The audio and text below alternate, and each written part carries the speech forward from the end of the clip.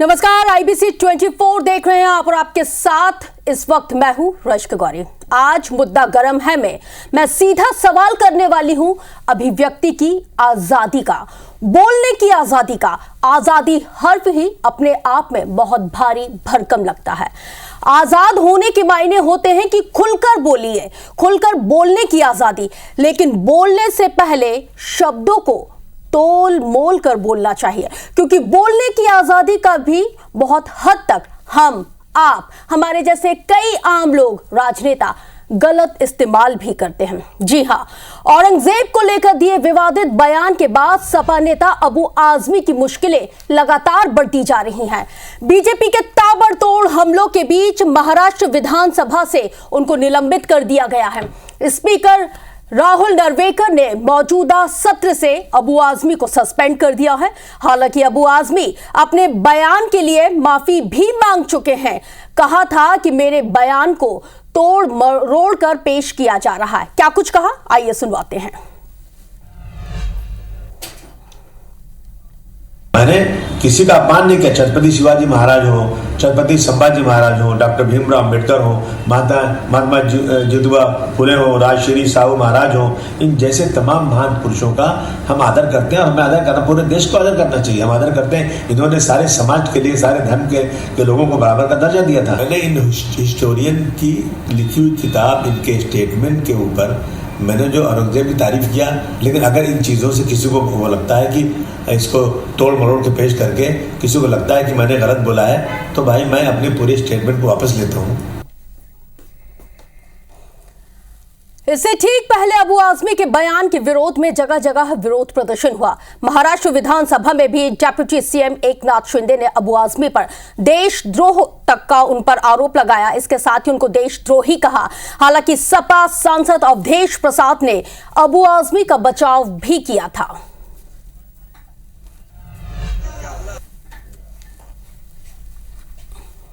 अबू आजमी हमारे देव देवताओं के बारे में अगर ऐसे कुछ वक्तव्य करेगा, स्टेटमेंट करेगा, तो महाराष्ट्र की जनता उन्हें माफ नहीं करेगी। निलंबन होगा सर, निलंबन होगा। निलंबन करने की मांग किया है। कि डिप्टी सीएम जो महाराष्ट्र के हैं, उनको इतिहास की जानकारी नहीं, और अगर इतिहास की जानकारी होती तो शायद इस तरह का बयान अबू हासिम का कोई ऐसा बयान नहीं रहा है जिसकी निंदा की जाए। तो भले ही अबू आजमी ने इस पर माफी मांग ली हो, पर बीजेपी ने इसे लेकर आक्रामक तेवर अख्तियार कर लिया और वो छोड़ने के लिए तैयार नहीं। खासकर उत्तर प्रदेश में मुख्यमंत्री योगी आदित्यनाथ ने आजमी का इलाज किए जाने तक की चेतावनी देकर इस मुद्दे को और ज्यादा गर्म कर दिया है।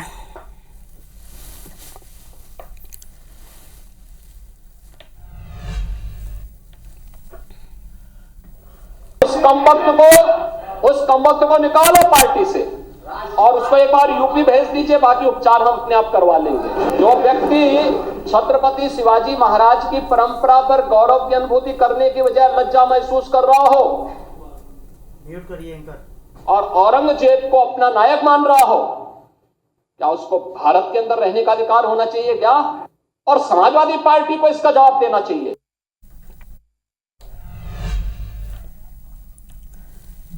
एक तरफ छावा फिल्म में संभाजी पर अत्याचार के सीन को देखकर लोग इमोशनल होते जा रहे हैं, दर्शकों के आंसू निकल रहे हैं, तो दूसरी ओर अबू आजमी का औरंगजेब के गुणगान करता हुआ यह बयान, अबू के विवादित बयान को लेकर उठा सियासी तूफान अब थमता हुआ नहीं दिख रहा है।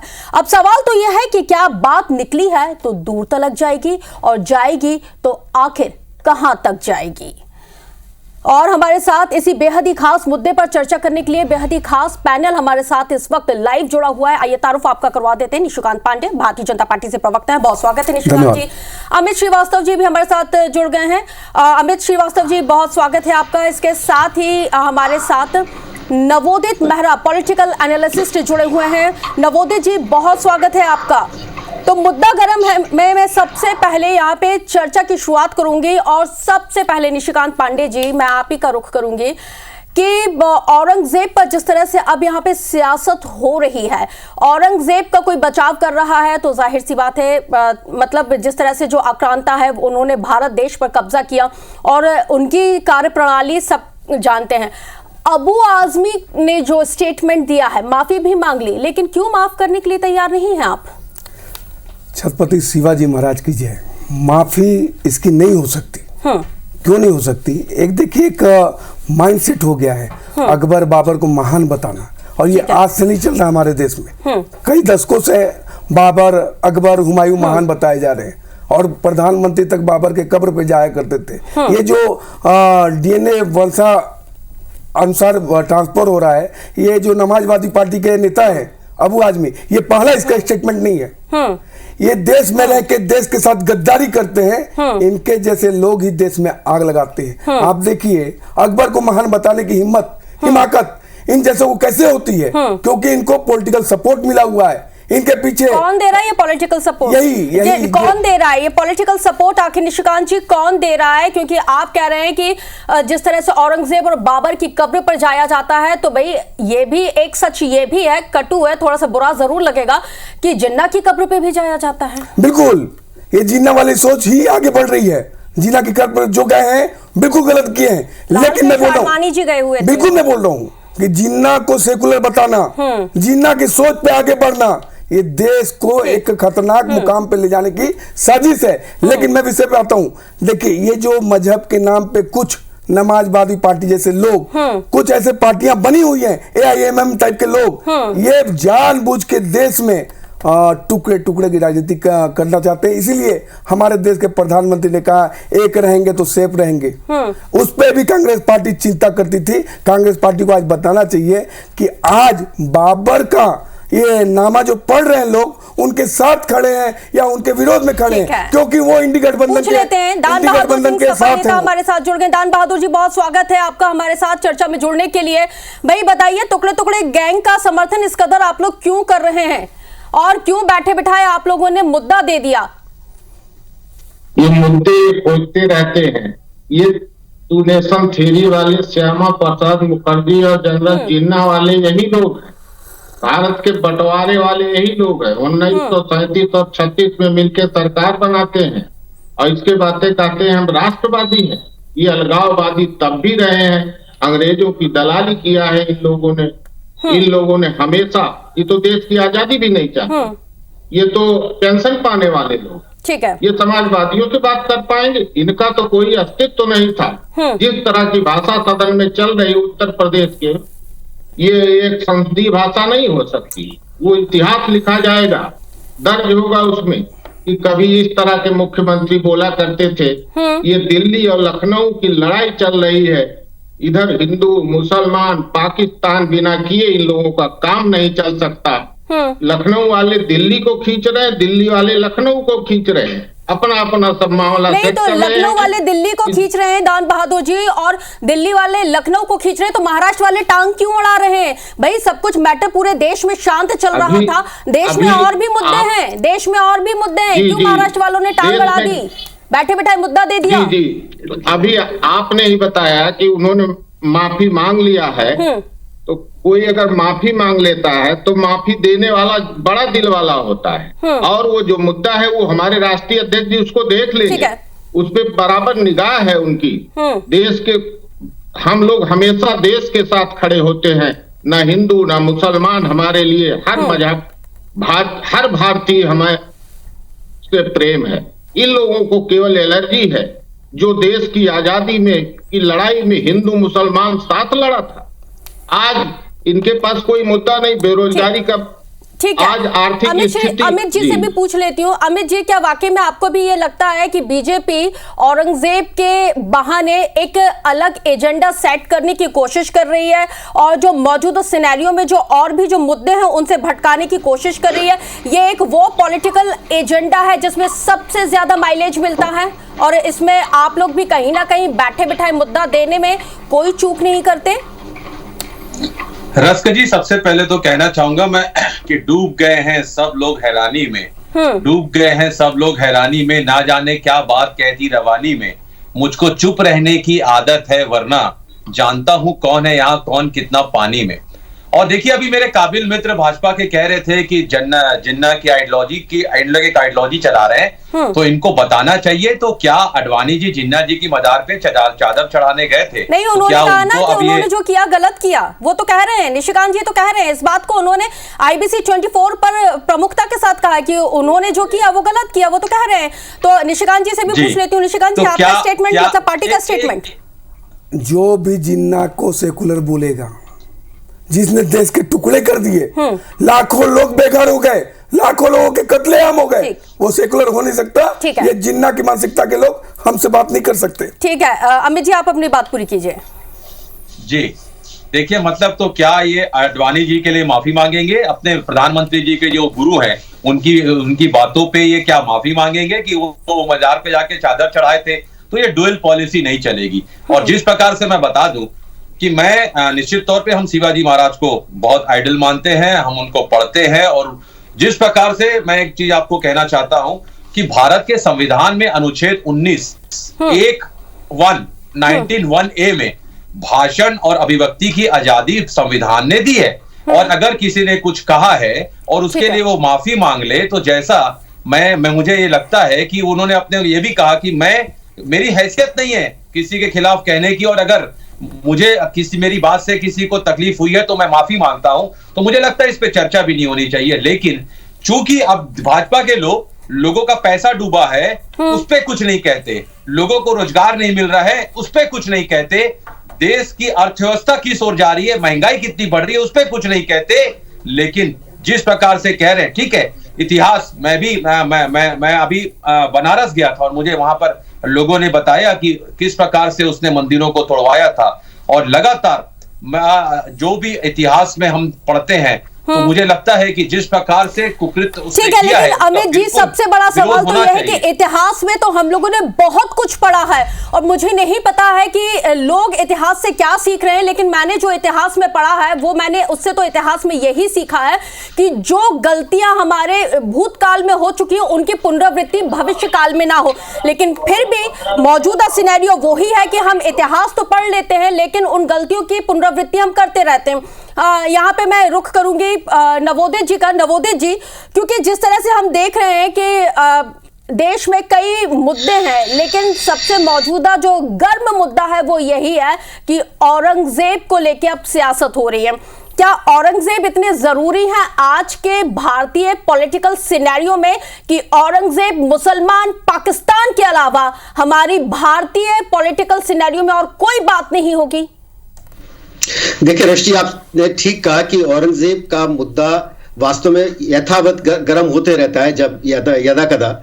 अगर आप देखें तो एक तरफ कुछ लोग ऐसे हैं जो औरंगजेब जैसे कैरेक्टर को महिमा मंडित करते हैं, और एक तरफ हम 75 साल की आजादी में जब अमृत महोत्सव मना रहे हैं, तो वैसे मुद्दे लाना ये समाज को बांटने वाली बात हो जाती है कहीं ना कहीं।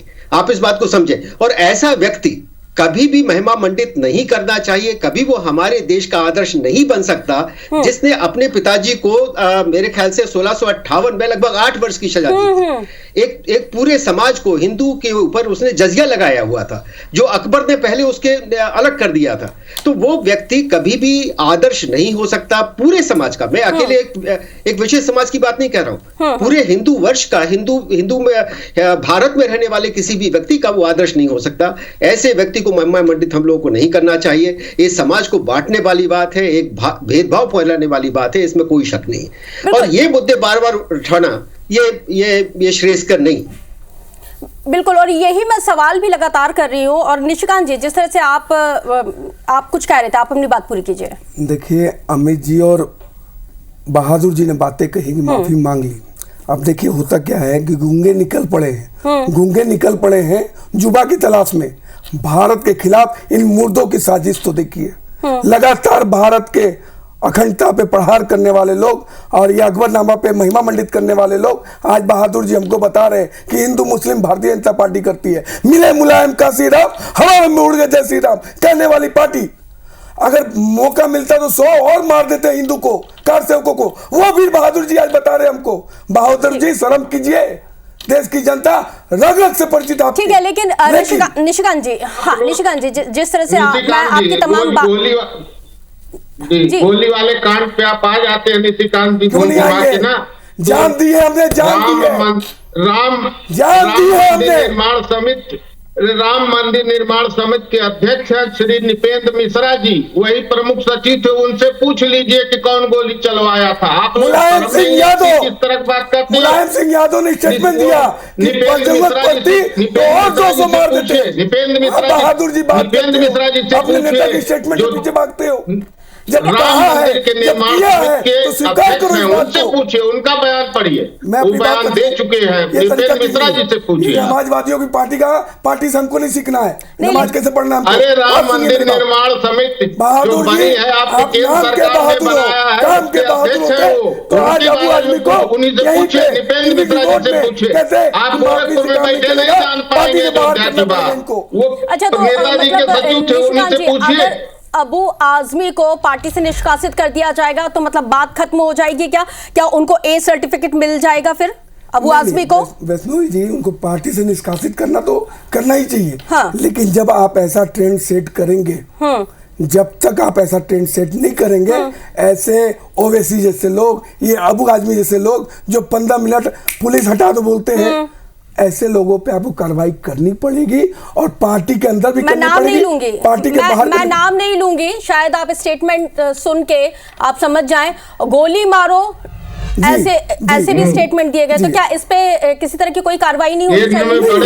मतलब ये डुअल स्टैंडर्ड क्यों और किस लिए? आप मुझे एक बात का साफ और सीधा जवाब दीजिए। जब हम आज भूतकाल के किसी एक व्यक्ति विशेष को लेकर अगर आज हम चर्चा कर रहे हैं, औरंगजेब की कार्यप्रणाली को लेकर आज हम चर्चा कर रहे हैं, अबू आजमी उनकी तारीफ कर देते हैं, उस पर हम आज चर्चा कर रहे हैं।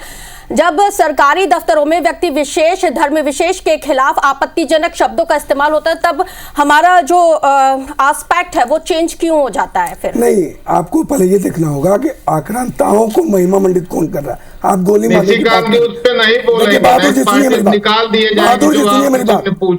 गोली मारो के बाद पे जब आप चर्चा कर रहे हैं तो आप एक चीज बताइए, भले इस शब्दावली से सहमत नहीं होंगे, लेकिन देश के गद्दारों को जूता मारो, गोली मारो, ये क्या गलत क्या कहा जा रहा है? अगर कोई आपका चिंता ये हो सकता है कि ये गद्दार है या नहीं है, लेकिन गद्दारों को गोली मारना क्या गलत है?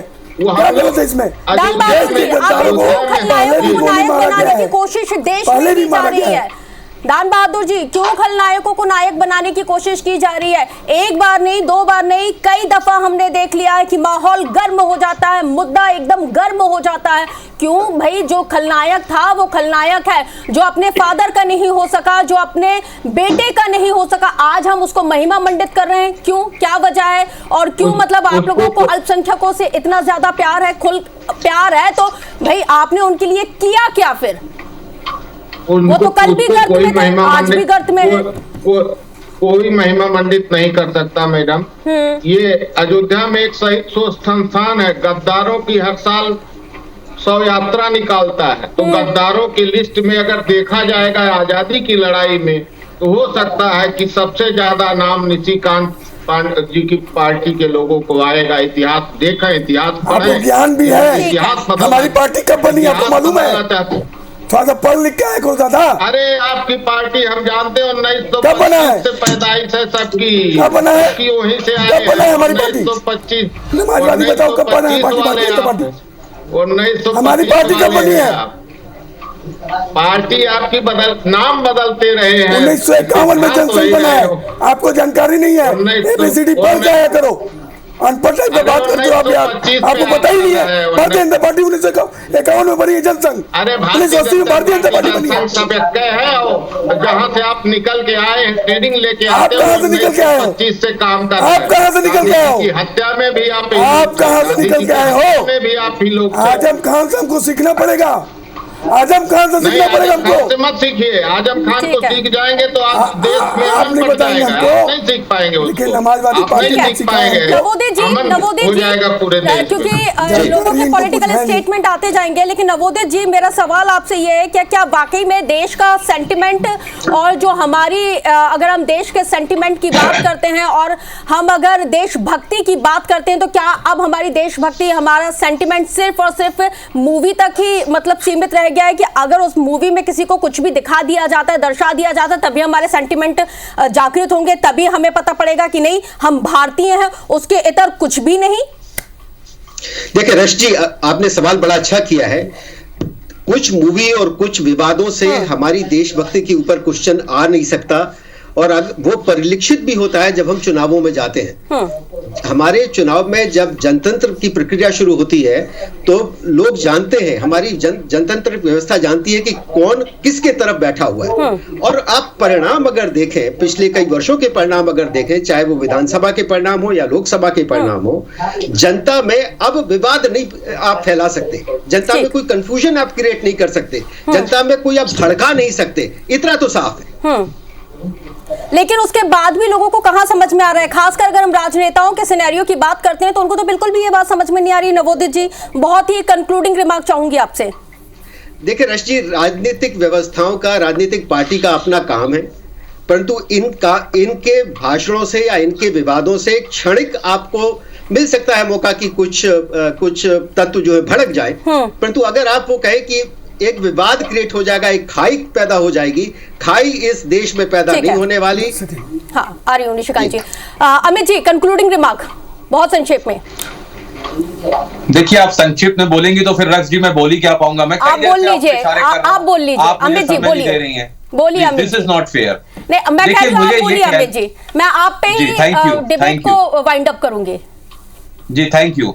देखिए, मुझे लगता है कि जिस व्यक्ति ने अपने पिताजी को कैद करवा दिया था, जिसने अपने भाई दारा शिकोही की हत्या करवा दी सत्ता के लिए, जिसने दूसरे भाई मुराद को विष दे के मार दिया, और मुझे ऐसा लगता है ऐसे व्यक्ति को उसकी भी चर्चा भी नहीं होनी चाहिए हमारे देश में। और जिस प्रकार से अभी निशिकांत जी कह रहे थे, मैं उनकी बातों को सुन रहा था, और लगातार मैं ये कहना चाहता हूं कि कह रहे हैं कि बार बार ये कहा जाता है, ठीक है, इस पे लगाम निश्चित तौर पे लगानी चाहिए, लेकिन अगर इस देश के प्रधानमंत्री हिंदू हैं, इस राष्ट्रपति हिंदू हैं, अधिकतर मुख्यमंत्री एक प्रदेश को छोड़ के हिंदू हैं, तो हिंदू खतरे में कैसे आ जाता है? और अगर हिंदू खतरे में आ गया तो इनको इस्तीफा दे देना चाहिए देश के प्रधानमंत्री जी को। इस पे भी हम एक लंबी, अमित जी, इस पे भी एक हम लंबी चौड़ी बहस करेंगे, क्योंकि मुद्दा आपने एक बार फिर से गर्म कर दिया, बैठे बिठाए बीजेपी को आपने फिर एक मुद्दा दे दिया है। अब इस पे भी आरोप प्रत्यारोप का दौर शुरू हो जाएगा। और बहरहाल क्योंकि मुद्दा गर्म है, क्योंकि वाकई में Madhya Pradesh Chhattisgarh news channel IBC 24 क्योंकि नंबर 1 न्यूज चैनल है, और हम वाकई में उन मुद्दों पर चर्चा करते हैं जिनका सीधा सरोकार देश की जनता से, प्रदेश की जनता से होता है। निशिकांत जी, बहुत संक्षेप में 10 सेकंड। मेरा जी जो बात कही उनका सम्मान करता हूँ, लेकिन मेरा जी इस पे आपको चोट करना पड़ेगा। अगर जब तक आप इन लोगों पे चोट नहीं करेंगे, कार्रवाई नहीं करेंगे, ये मानसिकता आगे बढ़ती रहेगी। तो इस पे चोट करके और हर पार्टी को। ठीक है निशिकांत जी, पानी पीजिए, क्योंकि डिबेट में आपका गला बैठ गया है। बहुत संक्षेप में दान बहादुर जी, बहुत संक्षेप में। जी, मुद्दा इस समय होना चाहिए देश की आर्थिक स्थिति कहाँ चली जा रही, डामाडोल हो जा रही है, आर्थिक असमानता बढ़ती जा रही है। असली मुद्दा ये होना चाहिए, यही हमारा मुद्दा है, बेरोजगारी, भ्रष्टाचार और ये आर्थिक असमानता जो बढ़ रही है। मुद्दा यही है देश का, बेरोजगारी, रोजगार, शिक्षा, स्वास्थ्य, यही है। लेकिन बैठे बिठाए अगर आपके ही नेता अगर मुद्दा दे दे और इस तरह के स्टेटमेंट दे दे, तो इसमें हम और आप कोई कुछ नहीं कर सकता। इसलिए कहा मैंने, डिबेट की शुरुआत ही मैंने इसी बात से की थी कि बोलने की आजादी, और बोलने की आजादी मतलब ये जो हर्फ है ना, आजादी, ये वाकई में बहुत भारी भरकम होता है। हम क्या बोलते हैं, क्योंकि हर एक शब्द के मायने होते हैं, और उन शब्दों के मायने और उसकी वर्थ को समझना चाहिए, उसके बाद हमें बोलना चाहिए। बहरहाल बहुत शुक्रिया दान बहादुर जी चर्चा में शामिल होने के लिए। निशिकांत जी आपका भी बहुत शुक्रिया, नवोदित जी आपका भी शुक्रिया, और अमित जी बहुत शुक्रिया चर्चा में शामिल होने के लिए। और इसी के साथ हमारे इस खास प्रोग्राम मुद्दा गरम है मैं रश्क गौरी आपसे लेती हूं इजाजत, लेकिन IBC 24 पर खबरों का सिलसिला लगातार जारी है, क्योंकि सवाल आपका है।